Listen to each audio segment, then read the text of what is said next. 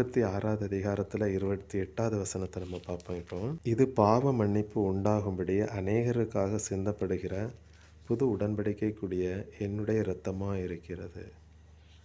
அப்படின்னா இயேசு கிறிஸ்துவனுடைய இரத்தம் நம்மளுக்கு சொல்லக்கூடியது, இந்த இரத்தம் பாவ மன்னிப்புக்காக நம்மளுக்கு என்று சிந்தப்படுகிறது. இந்த இரத்தம் பாவ மன்னிப்புக்கு என்று சிந்தப்படக்கூடியது.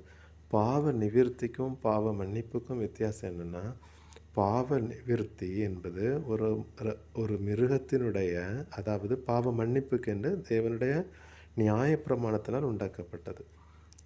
அதனுடைய இரத்தத்தை சிந்தி மாமிசத்தை தகனிப்பது பாவ நிவிர்த்தி.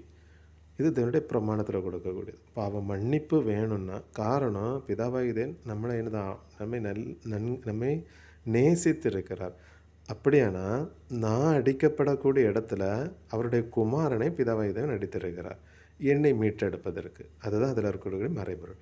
அப்போ பாவ நிவிர்த்தி, அதாவது நான் என்னுடைய இரத்தத்தை சிந்தி என்னை தகனிக்கக்கூடிய இடத்துல பிதாவாகிய தேவன் என்னை மீட்டுக் கொள்வதற்கு பழைய குறிப்பிட்ட காலங்கள் வருகிற வரைக்கும் அவர் ஆடு மாடுகளை பலி செலுத்தி நம்மை அவரோடு கூட ஒப்புரவாக்கி கொண்டே வந்திருக்கிறார்.